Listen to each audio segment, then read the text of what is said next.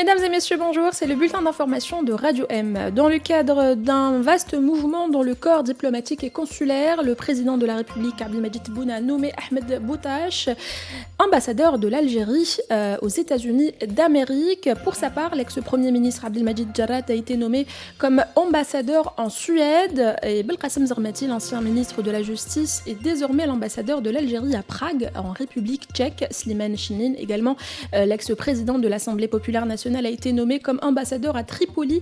Ce mouvement a concerné pas moins de 71 postes de diplomates. Retrouvez la liste intégrale sur radio-du6.net.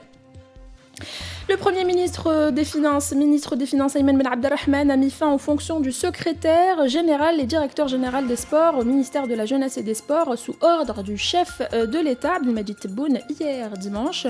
Une décision qui intervient suite à la polémique sur l'accueil réservé aux champions ayant participé aux Jeux paralympiques de Tokyo. Le communiqué du Premier ministère note une négligence dans l'exécution des tâches ayant entraîné un mauvais accueil des athlètes après leur participation aux Jeux paralympiques au Japon. Il promet une enquête afin de demander des comptes à tout fonctionnaire jugé responsable de cet incident.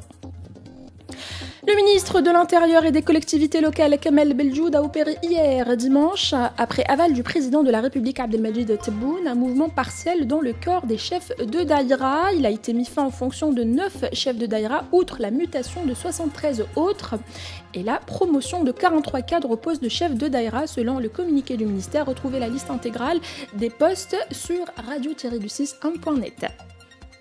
Des pluies orageuses affecteront aujourd'hui lundi 3 wilayas de l'est du pays selon les prévisions de l'Office national de la météorologie. Il s'agit, selon une alerte météo placée au niveau 1 sur la carte de vigilance, des wilayas de Tébessa, Khenchela et Batna. La validité de ce BMS s'étend de la mi-journée de ce lundi jusqu'à 21h.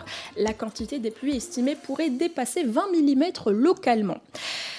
Coup d'état militaire en Guinée, l'Algérie a déclaré aujourd'hui suivre avec une profonde préoccupation la situation prévalant en République de Guinée où des putschistes ont affirmé hier dimanche avoir renversé le président Alpha Condé, indique le ministère des Affaires étrangères et de la communauté nationale à l'étranger dans un communiqué. En Palestine. 6 Palestiniens se sont échappés aujourd'hui lundi d'un établissement pénitentiaire en Israël via un tunnel creusé sous un évier.